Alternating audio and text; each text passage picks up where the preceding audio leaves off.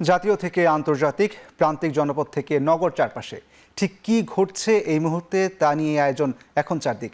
আপনাদের সঙ্গে আছি আমি ইশতিয়াক আহমেদ। স্বৈরাচারের বিচার হবেই, কোনো অবিচার করবে না সরকার। জুলাই জাতীয় সম্মেলনের স্মরণসভায় কথা বলেন প্রধানমন্ত্রী তারেক রহমান।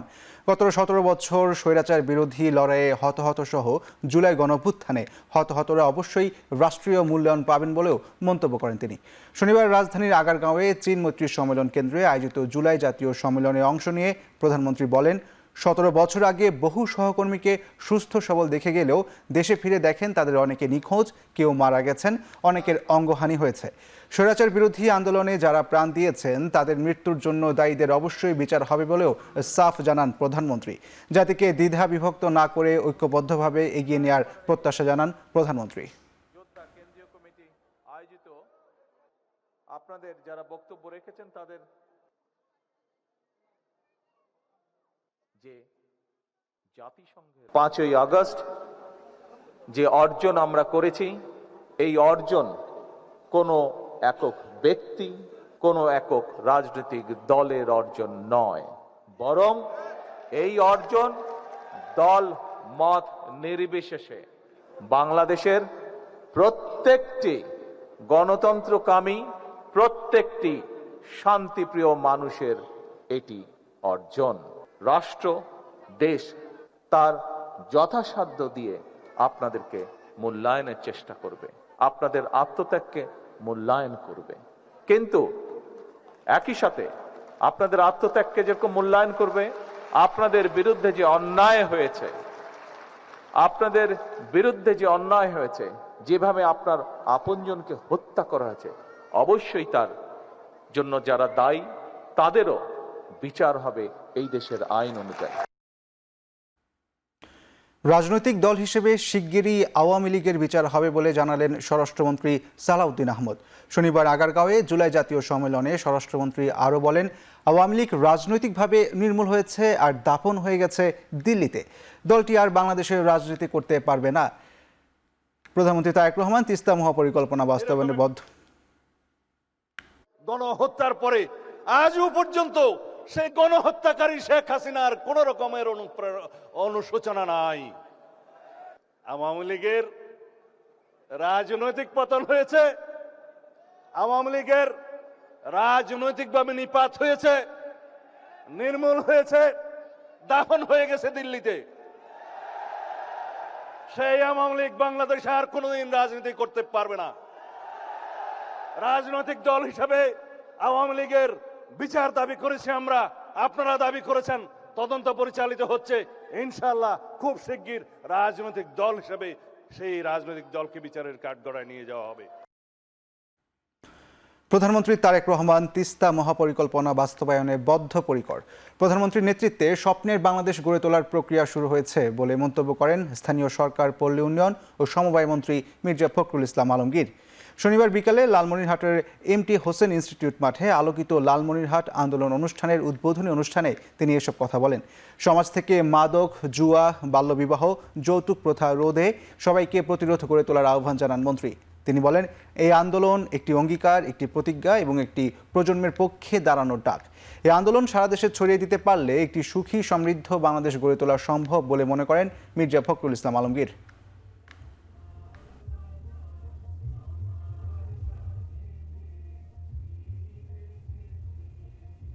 জাগবাহে তিস্তা বাঁচাও সংগ্রাম করেছেন, লড়াই করেছেন, সেই লড়াই আপনাদের সাফল্য এসেছে।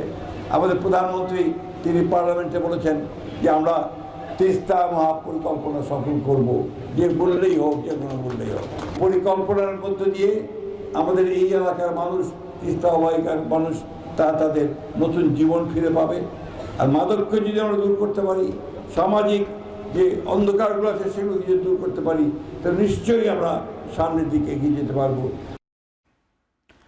জুলাই হত্যাকাণ্ডের বিচার এবং গণভোটের রায় বাস্তবায়নের দাবিতে দেশব্যাপী বিক্ষোভ সমাবেশ ও মিছিল করেছে 11 দলীয় ঐক্য।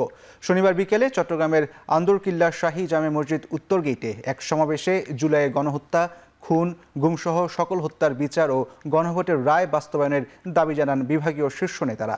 গণভোটকে জনগণের গণতান্ত্রিক অধিকার ও আকাঙ্ক্ষার প্রতীক হিসেবে উল্লেখ করে দ্রুত তা বাস্তবায়নের দাবি জানান। না হলে লাগাতার আন্দোলন চালিয়ে যাওয়ার ঘোষণা দেন তারা। বরিশাল মহানগরে 11 দলীয় ঐক্যের উদ্যোগে বিক্ষোভ সমাবেশ ও মিছিল অনুষ্ঠিত হয়। এ সময় দেশ সংস্কার করা ও আইনশৃঙ্খলা পরিস্থিতি নিয়ন্ত্রণে রাখার আহ্বান জানান নেতাকর্মীরা। এছাড়া নেত্রকোনা, টাঙ্গাইল সহ দেশের বিভিন্ন জেলায় বিক্ষোভ সমাবেশ ও মিছিল করেছে 11 দলীয় ঐক্য।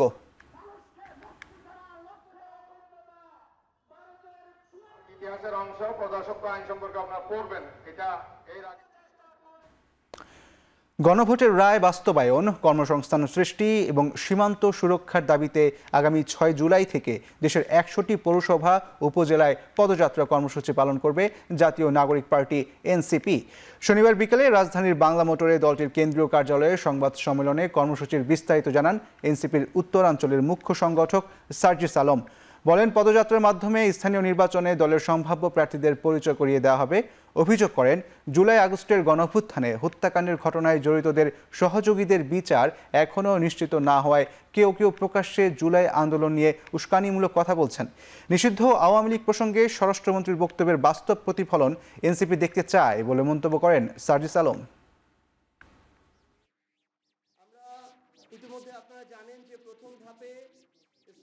দেশ গড়তে জুলাই জাগরণ শীর্ষক মাসব্যাপী কর্মসূচি ঘোষণা করেছে জাতীয় নাগরিক পার্টি এনসিপি। এর অংশ হিসেবে জাতীয় নাগরিক পার্টি এনসিপি দেশ জুড়ে 64 জেলার 100টি উপজেলা ও পৌরসভায় গণভোট বাস্তবায়ন, কর্মসংস্থান ও সীমান্ত সুরক্ষার দাবিতে জুলাই পদযাত্রা 2026 আয়োজন করতে যাচ্ছে। অভিনেত্রী মেহের আফরোজ শাওন ও মাহিয়া মাহি সহ 3 নারীর বিরুদ্ধে শাহবাগ থানায় লিখিত অভিযোগ দায়ের হয়েছে। জুলাই আন্দোলনকে কটাক্ষ, সামাজিক যোগাযোগ মাধ্যমে অবমাননাকর মন্তব্য ও অপপ্রচারের অভিযোগে তাদের বিরুদ্ধে অভিযোগ আনা হয়। শনিবার সকালে শাহবাগ থানায় রাষ্ট্র সংলাপ ফোরাম নামে একটি সংগঠনের কয়েকজন তাদের বিরুদ্ধে অভিযোগ দায়ের করেন। অভিযোগে বলা হয়েছে, অভিযুক্তরা সামাজিক যোগাযোগ মাধ্যমে জুলাই আন্দোলনকে অবমাননা ও কটাক্ষ করে বিভিন্ন বক্তব্য ও পোস্ট করেছেন, যা জনমনে বিভ্রান্তি সৃষ্টি এবং আন্দোলনের চেতনাকে প্রশ্নবিদ্ধ করার চেষ্টা। এসব বিষয় তদন্ত করে আইনি ব্যবস্থা নেওয়ার আবেদন জানানো হয়েছে। পরে অভিযোগটি ঢাকা মেট্রোপলিটন পুলিশের সাইবার ক্রাইম ইউনিটে পাঠানো হয়েছে বলে জানানো হয়।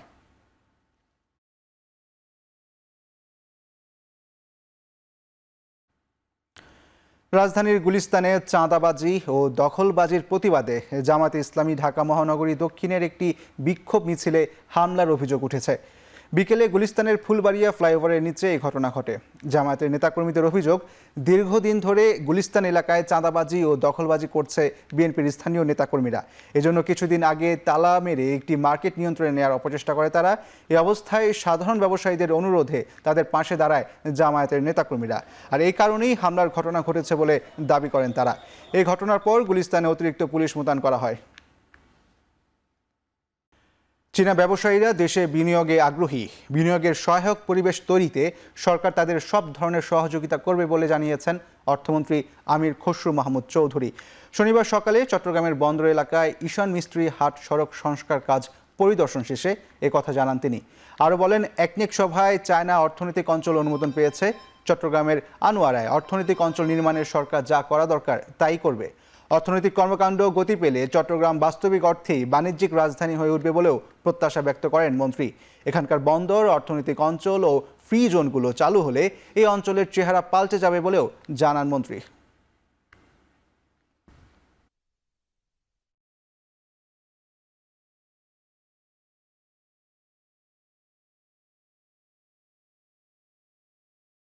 চাইনিজরা তো বড় আকারে বিনিয়োগের জন্য এগিয়ে আসছে, তো তাদেরকে তো জায়গা দিতে হবে।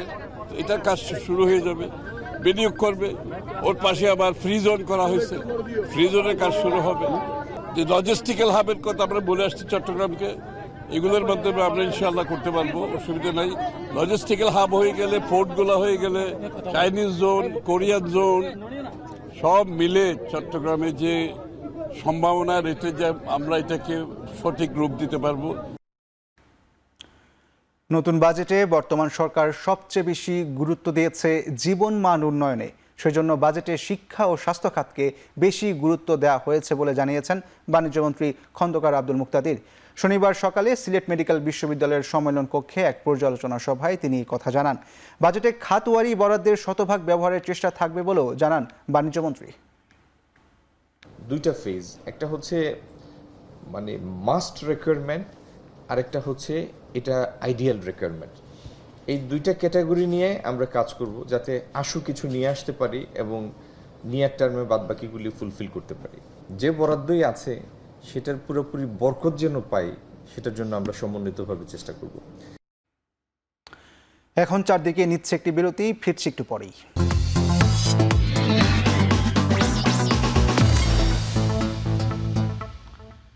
বিরতির পর ফিরে এলাম, আপনারা দেখছেন এখন চারদিক। উত্তর পশ্চিম বঙ্গোপসাগরে সৃষ্ট লঘুচাপের কারণে উত্তাল হয়ে উঠেছে সাগর। বৈরী আবহাওয়ার কারণে দীর্ঘ 58 দিনের মাছ ধরার নিষেধাজ্ঞা শেষে সাগরে নামলেও উপকূলের বিভিন্ন নদ নদীতে নিরাপদ আশ্রয় নিয়েছে হাজারো ট্রলার। এতে ভরা মৌসুমে ইলিশ আহরণ নিয়ে দেখা দিয়েছে আশঙ্কা। বঙ্গোপসাগরে সৃষ্ট লঘুচাপে সাগর উত্তাল, বিশাল ঢেউ আর প্রবল বাতাসের তোড়ে টিকতে পারছে না মাছ ধরার ট্রলার। হঠাৎ বৈরী আবহাওয়ায় প্রাণ বাঁচাতে উপকূলে ফিরতে বাধ্য হয়েছে বরগুনার হাজার হাজার জেলে। এদিকে লঘুচাপের প্রভাবে সাগর ও নদ নদী উত্তাল হয়ে ওঠায় পটুয়াখালীতে মাঝারি বৃষ্টিপাত হচ্ছে। দমকা ও ঝোড়ো হাওয়ায় ফুঁসে উঠেছে সমুদ্র। জীবন ও সম্পদ রক্ষায় মাছ ধরার ট্রলার নিয়ে নিরাপদ আশ্রয়ে ফিরেছেন জেলেরা। অন্যদিকে উজানের ঢল ও প্রবল বৃষ্টিতে পানি বাড়ছে কুষ্টিয়ার পদ্মা ও গড়াই নদীতে, তবে এখনও পানি বিপদসীমার নিচে রয়েছে।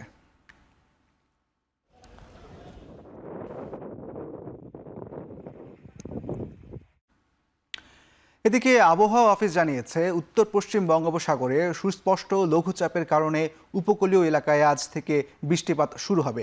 এছাড়া দেশের বিভিন্ন স্থানেও হালকা থেকে মাঝারি বৃষ্টি হতে পারে। অন্যদিকে রাজশাহী, পাবনা, নীলফামারী, পঞ্চগড়, কুড়িগ্রাম, ফেনী এবং চুয়াডাঙ্গার উপর দিয়ে মৃদু তাপপ্রবাহ বয়ে যাচ্ছে। একটা লঘুচাপ ছিল, সেটা আজকে সকালে সুস্পষ্ট লঘুচাপে পরিণত হয়েছে এবং এটা মেইনলি উড়িষ্যা, ওয়েস্ট বেঙ্গল কোস্টের উপর দিয়ে আগামী 3 দিনে উপকূল অতিক্রম করবে, মানে উপকূলে আশেপাশে থেকে অতিক্রম করবে। তো এটা আছে আমাদের দেশের যেদিকে আসার সম্ভাবনা খুব কম, কিন্তু যেহেতু আমরা এই সিস্টেমের ডান পাশে রয়েছি, ফলে কিছুটা এফেক্ট আমাদের উপরেই পড়বে এবং মোটামুটি আমাদের উপকূলীয় এলাকায় বায়ুচাপের তারতম্য থাকবে, উইন্ড থাকবে, রোলিং হবে। চাঁপাইনবাবগঞ্জের শিবগঞ্জের চকপাড়া সীমান্তে বিএসএফের পুশিনের প্রচেষ্টা গ্রামবাসীর যৌথ তৎপরতায় প্রতিহত করেছে বিজিবি। শুক্রবার রাত 11টার দিকে উপজেলার চকপাড়া সীমান্তে এই ঘটনা ঘটে। স্থানীয়রা জানায়, চকপাড়া বিওপির সামনের সীমান্ত এলাকায় বিএসএফ আলো নিভিয়ে 12 ব্যক্তিকে বাংলাদেশে ঠেলে পাঠানোর চেষ্টা করে। পরে খবর পেয়ে বিজিবি দ্রুত ঘটনাস্থলে যায়। এ সময় বিজিবির সাথে স্থানীয় গ্রামবাসীও পুশিন ঠেকাতে যোগ দেয়। পরে শনিবার ভোর 4:30টার দিকে বিএসএফ ঠেলে পাঠানোদের ভারতের মালদা হোল্ডিং সেন্টারে নিয়ে যায়। এ তথ্য নিশ্চিত করেছেন মহানন্দা ব্যাটালিয়ন 59 বিজিবির অধিনায়ক লেফটেন্যান্ট কর্নেল মোহাম্মদ তাজুল ইসলাম চৌধুরী। বাসাবাড়ির বর্জ্য অপসারণে অতিরিক্ত অর্থ আদায় ও অনিয়ম করলে ঠিকাদারদের টেন্ডার বাতিলের হুঁশিয়ারি দিলেন ঢাকা দক্ষিণ সিটি কর্পোরেশনের প্রশাসক মোহাম্মদ আব্দুস সালাম। শনিবার সকালে রাজধানীর শান্তিনগর বাজারে ক্লিনিং ডে কর্মসূচিতে এ কথা বলেন তিনি। বলেন, বাসাবাড়ি থেকে নিয়মিত বর্জ্য অপসারণ না করা এবং অতিরিক্ত অর্থ আদায়ের অভিযোগ পাওয়া যাচ্ছে। অভিযোগ প্রমাণিত হলে সংশ্লিষ্ট ঠিকাদারদের বিরুদ্ধে ব্যবস্থা নেওয়া হবে এবং ভবিষ্যতে তাদের কার্যাদেশ বাতিল করা হবে। ডিএসসিসি প্রশাসক আরও বলেন, মার্কেট ও হকারদের নির্ধারিত সময়ের মধ্যে নির্দিষ্ট স্থানে বর্জ্য ফেলতে হবে। ডেঙ্গু পরিস্থিতি নিয়ে প্রশাসক জানান, দক্ষিণ সিটির বিভিন্ন ওয়ার্ডে পরিচালিত জরিপে প্রায় 60 থেকে 65% বাসাবাড়িতে এডিস মশার লার্ভা পাওয়া গেছে। তাই মশক নিয়ন্ত্রণে নতুন ওষুধ ও লার্ভানাশক ট্যাবলেট ব্যবহার করা হচ্ছে। একই সঙ্গে ডেঙ্গু রোগীদের চিকিৎসা নিশ্চিতে হাসপাতালগুলোকে প্রয়োজনীয় প্রস্তুতি নেওয়ার কথা জানান তিনি। বাসা বাড়ি থেকে আমাদের যে সমস্ত যাদেরকে কন্ট্রাক্ট দেওয়া হয়েছে, যারা টেন্ডার নিয়েছেন, এখন পর্যন্ত বিভিন্ন জায়গায় কমপ্লেন আসছে। অনেক জায়গা থেকে তারা নিয়মিত আবর্জনা পরিষ্কার করছেন না, বা কোথাও কোথাও কমপ্লেন আছে যে তারা বেশি টাকা দাবি করছেন। আমি পরিষ্কার বলে দিতে চাই এবং সাংবাদিক ভাই সহ জনগণকেও বলতে চাই, যদি আমরা দেখি যে আমাদের এই সিস্টেমটা ওয়ার্ক করছে না, তারা জবরদস্তি করছে, তারা নিয়মিত নিচ্ছে না, তাহলে আগামী টেন্ডার আমরা এইভাবে এই প্রসেসে আমরা কোনো টেন্ডার করব না। প্রযুক্তি নির্ভর ক্যাশলেস লেনদেন বাড়াতে বাংলা কিউআর কোড চালু করা হয়েছে বলে জানিয়েছেন তথ্যমন্ত্রী জহিরুদ্দিন স্বপন। তিনি বলেন, বাংলা কিউআর কোড অনলাইনে লেনদেনে পিছিয়ে থাকা বাংলাদেশকে এগিয়ে নিতে ভূমিকা রাখবে। শনিবার দুপুরে রাজধানীর আজিজ সুপার মার্কেট পরিদর্শন শেষে তিনি এই কথা বলেন। এ সময় একাধিক দোকান পরিদর্শন করে ডিজিটাল পেমেন্টের মাধ্যমে বই কেনেন মন্ত্রী। বিগত সরকার জনগণের সঙ্গে প্রযুক্তির সম্মিলন ঘটাতে ব্যর্থ হয়েছে বলেও মন্তব্য করেন তিনি। বাংলা কিউআর কোড ব্যবহার করে পেমেন্টে জনসাধারণ উদ্বুদ্ধ হবে বলেও আশা করেন তথ্যমন্ত্রী।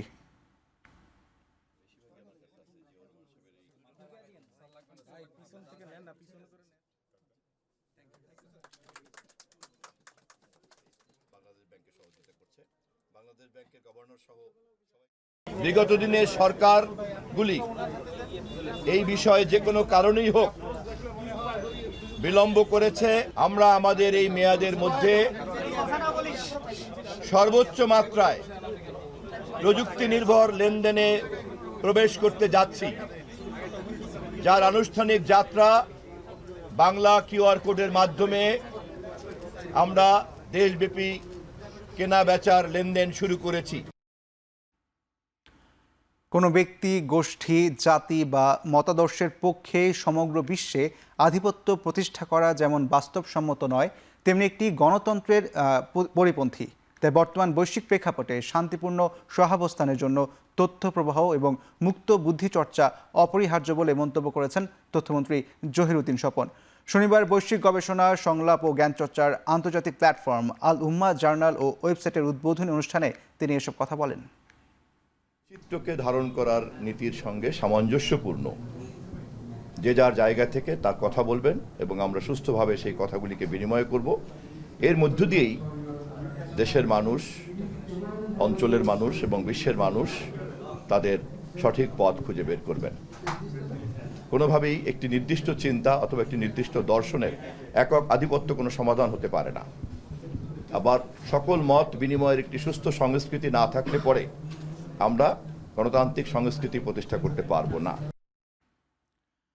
কৃষি পণ্যের ন্যায্য মূল্য নিশ্চিত ও জরুরি পরিস্থিতি সামাল দিতে প্রতি 2টি ইউনিয়ন মিলে একটি করে কোল্ড স্টোরেজ নির্মাণ করা হবে বলে জানিয়েছেন কৃষি, মৎস্য ও প্রাণী সম্পদ মন্ত্রী আমিনুর রশিদ।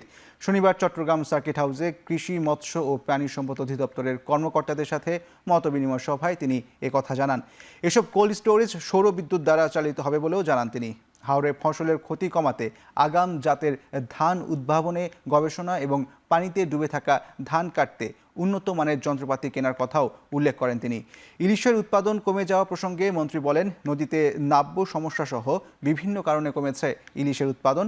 জাটকা নিধন বন্ধে বিভিন্ন প্রকল্প গ্রহণের পাশাপাশি মৎস্যজীবীদের বছরব্যাপী সহযোগিতা ও কোস্টগার্ডের নজরদারি বাড়ানোর কথাও জানান মন্ত্রী। এছাড়া চট্টগ্রামের ফিশারি ঘাটে মৎস্য অবতরণ কেন্দ্র রাজনৈতিক দলের নেতাকর্মীদের দখল করার বিষয়টি খতিয়ে দেখে আইনগত ব্যবস্থা নেওয়ার আশ্বাস দেন কৃষিমন্ত্রী।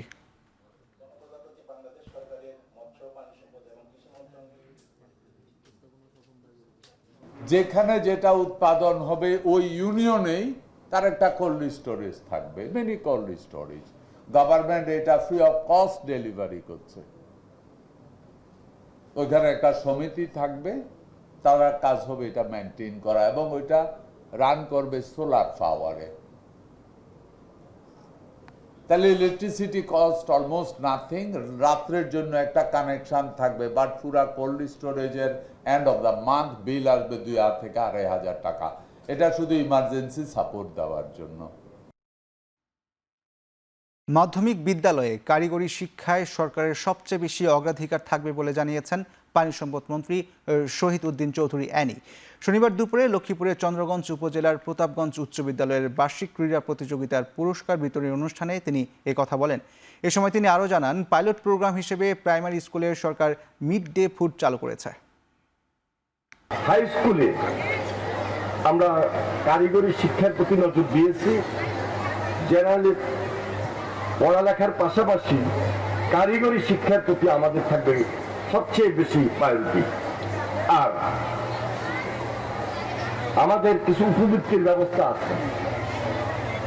সেই উপবৃত্তি আমি আশা করতেছি আমাদের এই স্কুলে যেন সবাই পায়, ম্যাক্সিমাম বৃত্তি পাওয়ার তো একটা নিয়ন্ত্রণ আছে, সেই দিকে আমি বিশেষ নজর রাখবো।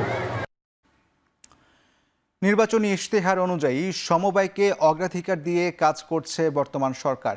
এই অর্থ বছরেই সারা দেশে 41 লক্ষ ফ্যামিলি কার্ড ও 43 লক্ষ কৃষক কার্ড দেওয়া হবে বলে জানিয়েছেন এলজিআরডি প্রতিমন্ত্রী মীর শাহে আলম। শনিবার দুপুরে 104তম আন্তর্জাতিক সমবায় দিবস উপলক্ষে অনুষ্ঠানে এ কথা বলেন তিনি। প্রতিমন্ত্রী আরও বলেন, প্রধানমন্ত্রী তারেক রহমান ফ্যামিলি কার্ড ও কৃষক কার্ডের মাধ্যমে হতদরিদ্র মানুষের জীবন পরিবর্তনের সিদ্ধান্ত নিয়েছেন। আগামী 4 বছরে 2,70,00,000 কৃষক কার্ড ও 4 কোটি ফ্যামিলি কার্ড দেওয়া হবে বলে জানান তিনি।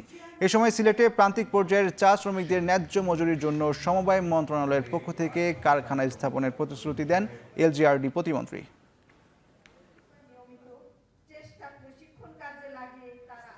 আমরা আপনাদের সবাইকে নির্বাচনের সময় মাননীয় প্রধানমন্ত্রী নির্বাচনী জনসভাগুলি ঘোষণা দিয়েছিল এবং সেগুলি আমরা কোথাও প্রি পাইলট কোথাও পাইলট আকারে আমরা শুরু করেছি। সেই কর্মসূচির মধ্যে উল্লেখযোগ্য হচ্ছে পরিবারের নারী প্রধান এবং গৃহকর্ত্রীদের জন্য ফ্যামিলি কার্ড, কৃষকদের জন্য কৃষক কার্ড, হেলথ কার্ড, কর্মসংস্থান, শিক্ষা। গাজীপুরের শ্রীপুরে সড়ক নির্মাণ কাজে কোনো অনিয়ম হয়নি বলে দাবি করেছেন স্থানীয় সরকার প্রতিমন্ত্রী মীর শাহে আলম। বিকেলে রাজাবাড়ী ইউনিয়নের সুতি নদীর পাড়ে ধসে যাওয়া একটি সড়ক পরিদর্শন করে এই মন্তব্য করেন তিনি। শ্রীপুরে প্রায় 9 কোটি টাকা ব্যয়ে নির্মিত সড়ক নির্মাণের কয়েক মাসের মধ্যেই ধসে পড়ে। বিষয়টি নিয়ে সমালোচনার মধ্যেই ক্ষতিগ্রস্ত সড়ক পরিদর্শন করেন প্রতিমন্ত্রী। তিনি দাবি করেন, নির্মাণ কাজে অনিয়ম নয়, বরং রাস্তার এক পাশে কবরস্থান এবং অন্য পাশে ধান শুকানোর কারণে ভারসাম্যহীন হয়ে চাপ সৃষ্টি হওয়ায় কিছু অংশ দেবে গেছে। দ্রুত ক্ষতিগ্রস্ত অংশ মেরামতের আশ্বাস দেন প্রতিমন্ত্রী।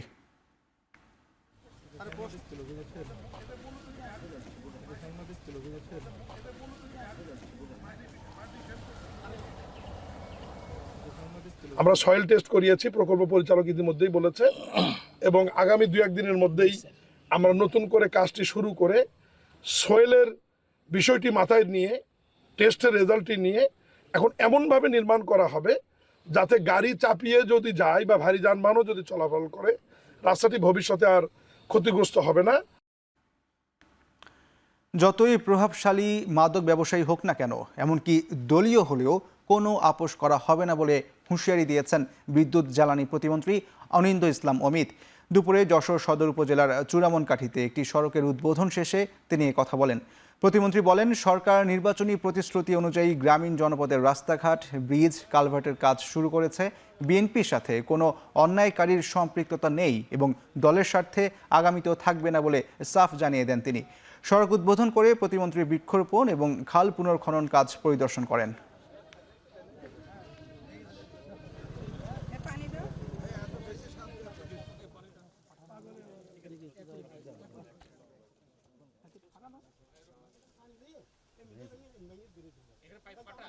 পরিচিত জনের মধ্যে, আত্মীয় স্বজনের মধ্যে আমাদের কেউ মাদক ব্যবসায় জড়াচ্ছে কিনা, আমি আপনাদেরকে একটি কঠোর বার্তা দিতে চাই। আমরা প্রশাসনকে বলেছি, কেউ যদি মাদক ব্যবসায় জড়ায়, সে যত প্রভাবশালী হোক, তার কিন্তু এই সমাজে থাকবার সুযোগ হবে না। এখন চারদিকে নিচ্ছে একটি বিরতি, ফিরছি একটু পরেই।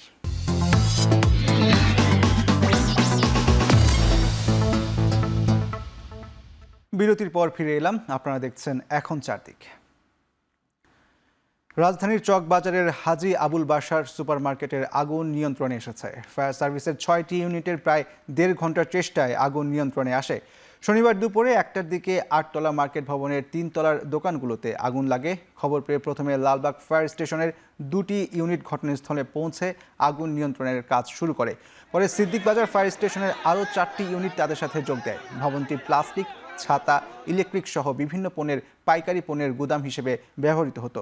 তবে আগুনের সময় এসব গুদামে তালা লাগানো ছিল। ফায়ার সার্ভিস জানায়, তদন্ত শেষে আগুন লাগার কারণ ও ক্ষয়ক্ষতির পরিমাণ জানা যাবে।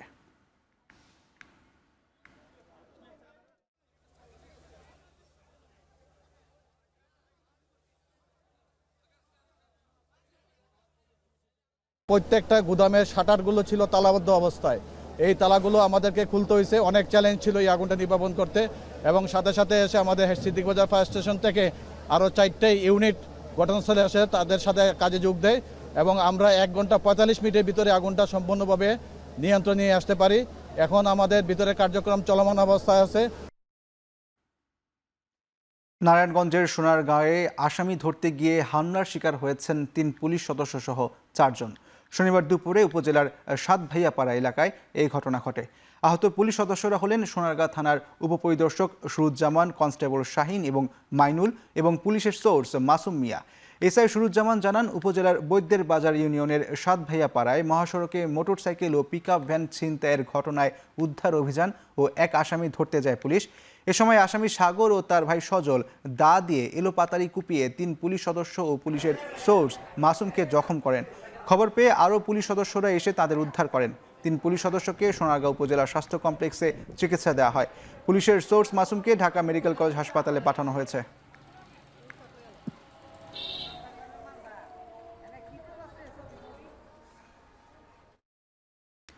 নারায়ণগঞ্জে নিখোঁজের 6 দিন পর ডোবা থেকে এক যুবকের মরদেহ উদ্ধার করেছে পুলিশ। শনিবার দুপুরে তালতলার একটি ডোবাতে অর্ধগলিত মরদেহ দেখে পুলিশে খবর দেয় স্থানীয়রা।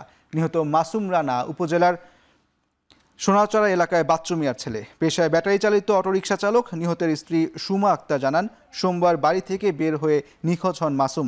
এরপর থানায় জিডি করা হয়। স্ত্রীর দাবি, পূর্ব শত্রুতার জেরে বাসা থেকে ডেকে নিয়ে তাকে হত্যা করে মরদেহ গুমের উদ্দেশ্যে ডোবায় ফেলে দেওয়া হয়। হত্যাকারীদের গ্রেপ্তার ও দৃষ্টান্তমূলক শাস্তির দাবি জানান তারা। পুলিশ বলছে, জড়িতদের শনাক্ত ও গ্রেপ্তারে অভিযান চলছে।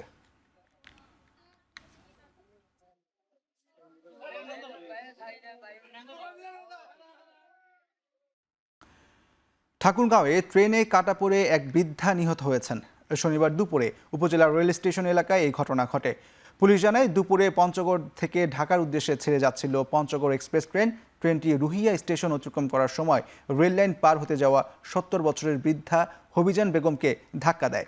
এ সময় তার পা ছিন্ন বিচ্ছিন্ন হয়ে যায়। পরে স্থানীয় ও পরিবারের স্বজনেরা তাকে উদ্ধার করে ঠাকুরগাঁও হাসপাতালে নিয়ে গেলে চিকিৎসক মৃত ঘোষণা করেন।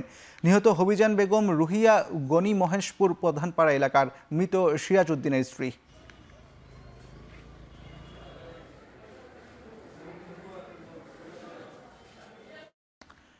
নেত্রকোনায় দুর্গাপুরে একটি নালা থেকে অবিস্ফোরিত মর্টার শেল উদ্ধার হয়েছে। বিজেপি ও স্থানীয়রা জানায়, শনিবার দুপুরে উপজেলা সদর ইউনিয়নের ভবানীপুর সীমান্ত এলাকায় স্থানীয় শিশুরা মাছ ধরতে গিয়ে কাদামাটির ভেতর গোলা সদৃশ একটি বস্তু দেখতে পায়। পরে স্থানীয় বাসিন্দা আমজাদ আলী সেটি তুলে এনে বাড়ির কাছে একটি নিরাপদ স্থানে রাখেন। খবর পেয়ে ভবানীপুর বিওপির বিজিবির সদস্যরা মর্টার শেলটিকে উদ্ধার করে চারপাশে বালির বস্তা দিয়ে নিরাপত্তা বেষ্টনী তৈরি করে।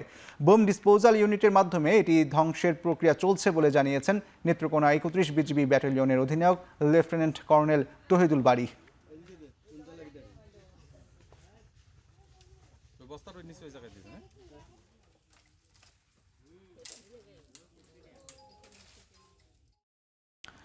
নেত্রকোনার কলমাকান্দা সীমান্তে চোরাচালান বিরোধী অভিযানে 18 গ্রাম ভারতীয় কেমিক্যাল সহ একটি মিনি ট্রাক জব্দ করেছে বিজিবি। শনিবার দুপুরে এই তথ্য নিশ্চিত করেন নেত্রকোনা ব্যাটালিয়নের অধিনায়ক লেফটেন্যান্ট কর্নেল তহিদুল বারী। এর আগে রাতে কলমাকান্দা উপজেলার সুরুজের মোড় এলাকা থেকে মিনি ট্রাক সহ কেমিক্যাল জব্দ করেছে বিজিবি। তবে এই ঘটনায় কাউকে আটক করা সম্ভব হয়নি। বিজিবির উপস্থিতি টের পেয়ে চোরাকারবারীরা ট্রাকটি ফেলে পালিয়ে যায়। পরে ফেলে যাওয়া ট্রাকটিতে তল্লাশি চালিয়ে 18 গ্রাম ভারতীয় কেমিক্যাল জব্দ করা হয়।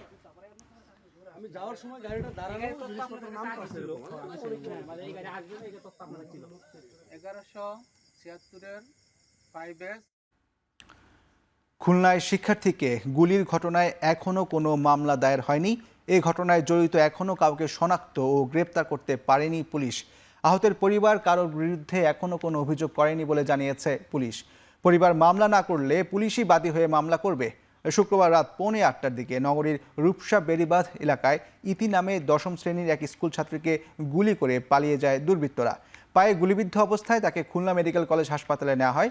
এখনও সেখানে চিকিৎসাধীন রয়েছেন গুলিবিদ্ধ শিক্ষার্থী।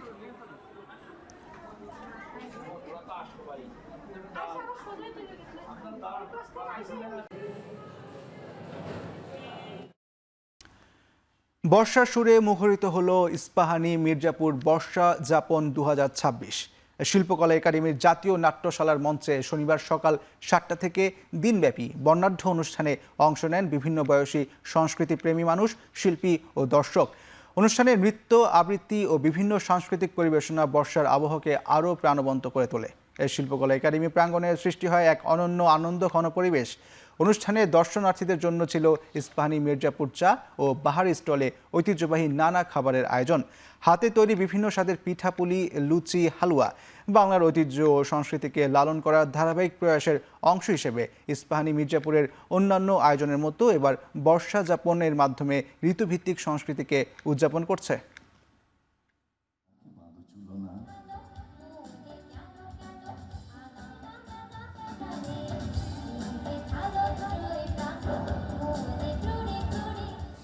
শুরু হলো ইরানের প্রয়াত শীর্ষ নেতা আয়াতুল্লাহ আলী খামেনির জানাজার আনুষ্ঠানিকতা।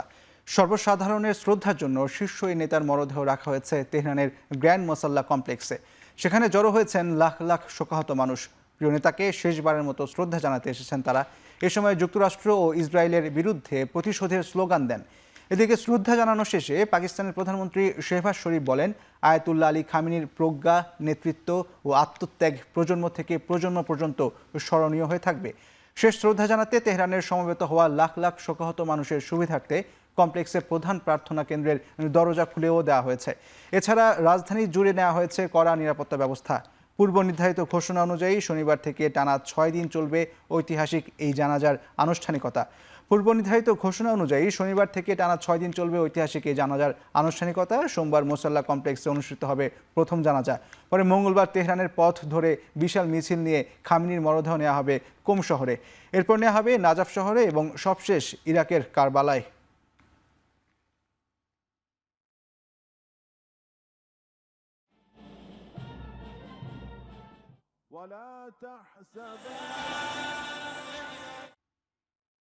ইরানের রাজধানী তেহরানে দেশটির সাবেক সর্বোচ্চ নেতা আয়াতুল্লাহ আলী খামেনির রাষ্ট্রীয় দাফন প্রক্রিয়ায় শ্রদ্ধা জানিয়েছেন জাতীয় সংসদের স্পিকার হাফিজউদ্দিন আহমদ।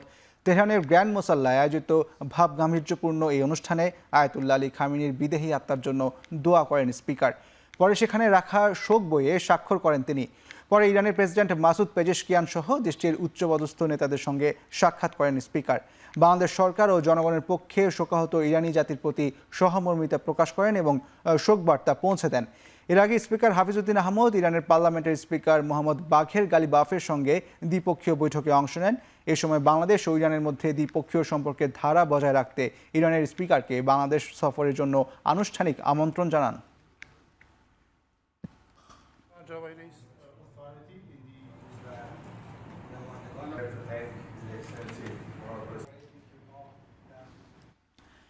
তীব্র তাপপ্রবাহের কবলে ইউরোপের বেশিরভাগ অঞ্চল। জুনের শেষের দিকে শুরু হওয়া তাপপ্রবাহের জেরে ফ্রান্স, বেলজিয়াম এবং নেদারল্যান্ডসে অন্তত 3700 জনের মৃত্যু হয়েছে। আশঙ্কা করা হচ্ছে এই সংখ্যা আরও বাড়তে পারে। গেল 20 থেকে 28 জুন ইউরোপের বেশ কিছু অঞ্চলে স্থায়ী হওয়া তাপপ্রবাহকে ইতিহাসের অন্যতম শক্তিশালী হিট ওয়েভ বলছেন বিশেষজ্ঞরা। সপ্তাহ জুড়ে ফ্রান্স, জার্মানি, স্পেন সহ বিভিন্ন দেশে তাপমাত্রা 40 ডিগ্রি সেলসিয়াস ছাড়িয়ে গেছে। প্রাণঘাতী তাপপ্রবাহে সবচেয়ে বেশি মৃত্যুর খবর পাওয়া গেছে ফ্রান্সে। 2000-এর বেশি মৃত্যু ঘটেছে সেখানে। আর বেলজিয়ামে প্রায় 1200 জনের প্রাণহানি রেকর্ড করা হয়েছে। এদের মধ্যে 45 থেকে 85 বছর বয়সীদের সংখ্যাই বেশি। এমন প্রেক্ষাপটে জনস্বাস্থ্য সতর্কতা জারির কথা ভাবছে ক্ষতিগ্রস্ত দেশগুলো।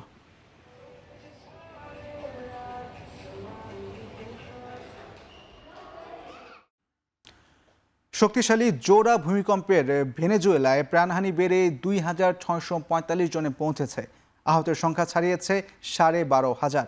আন্তর্জাতিক গণমাধ্যমকে তথ্য দিয়েছেন ভেনেজুয়েলার ন্যাশনাল অ্যাসেম্বলির প্রেসিডেন্ট। এছাড়াও এখনও পর্যন্ত উদ্ধার করা হয়েছে 6462 জনকে। ক্ষতিগ্রস্ত প্রায় লাখখানেক পরিবারের পাশে দাঁড়িয়েছে প্রশাসন। আর সরকারি হিসাব থেকে জানা গেছে 7 মাত্রার পরপর 2টি ভূমিকম্পের আঘাতে ক্ষতিগ্রস্ত হয়েছে প্রায় 900 ভবন, পুরোপুরি ধসে গেছে 190টি অ্যাপার্টমেন্ট। দুর্গতদের সহায়তার জন্য খোলা হয়েছে 59টি ক্যাম্প। প্রায় 3500 বিদেশি উদ্ধারকর্মী ছাড়াও প্রায় 30,000 স্থানীয় স্বেচ্ছাসেবক নিয়োজিত আছেন দেশজুড়ে।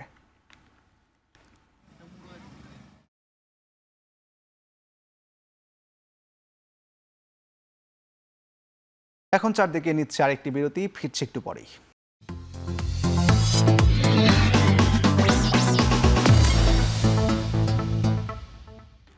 বিরতির পর ফিরে এলাম আরও একবার, দেখছেন এখন চারদিকে। ক্রীড়াঙ্গনকে আরও বেশি সুসজ্জিত করতে কাজ করছে সরকার। এছাড়া সার্বজনীন ক্রীড়া প্রতিযোগিতা আয়োজনের পরিকল্পনা আছে বলেও জানিয়েছেন শিক্ষা প্রতিমন্ত্রী ববি হাজ্জাজ। বিকেলে বনানীতে শাহ সিমেন্ট ইমা media cup football tournament final অনুষ্ঠানে প্রতিমন্ত্রী বলেন, একটি গোষ্ঠী নয় বরং আপামর জনতা জুলাই আন্দোলনে ভূমিকা রেখেছে। এ সময় আয়োজকের পক্ষে এখন টেলিভিশনের হেড অব অপারেশন আক্তার বাবু জানান, খেলা শুধু প্রতিযোগিতা নয় বরং একে অন্যের মধ্যে সৌহার্দ্যপূর্ণ সম্পর্ক তৈরি করে। ইমার মাধ্যমে গণমাধ্যমের যোগসূত্র আরও বৃদ্ধি পেয়েছে বলে মনে করেন তিনি। ফাইনালে গ্রিন টিভিকে 3-0 গোলে হারিয়ে চ্যাম্পিয়ন হয় নিউজ 24। এইভাবে করে হচ্ছে তুলে ধরছেন সবার সামনে খেলা সবচেয়ে বেশি আনন্দের। আয়োজিত Ahmed head of marketing green TV পরিবার প্রদান করা হচ্ছে ইমার পক্ষ থেকে। খেলা সবচেয়ে বেশি আনন্দের, এখানে আমরা সবাই মিলে একসাথে এক হতে পারি, আমরা কম্পিট করি, কিন্তু আমরা ইতিবাচক কম্পিটিশনে যাই, নেতিবাচক কোনো কম্পিটিশন এখানে হয় না। তো আমরা খেলা আরো বেশি দেখতে চাই। আমাদের মাননীয় প্রধানমন্ত্রী পরিষ্কার করেছেন, আমরা চাই সব সময় শারীরিক সুস্থতা এবং আনন্দময়ী সবাই যেন খেলার ভেতরে মেতে থাকতে পারি। খেলাটা হচ্ছে হার জিত নাই, খেলাটা হচ্ছে পারস্পরিক একটা সুসম্পর্ক তৈরি করা। তো আজকে যারা জিতেছেন তাদেরকে অভিনন্দন, এবং যারা খুব সুন্দর খেলেও আসলে জিততে পারেনি তাদেরকে অভিনন্দন। শেষ করছি এখন চারদিক। এখন টেলিভিশন ওয়েবসাইটে দেখতে ভিজিট করুন www.ekon.tv। এছাড়া ফেসবুকে দেখতে ভিজিট করুন facebook.com/tv.ekon এবং ইউটিউবে দেখতে ভিজিট করুন youtube.com/c/ekontv।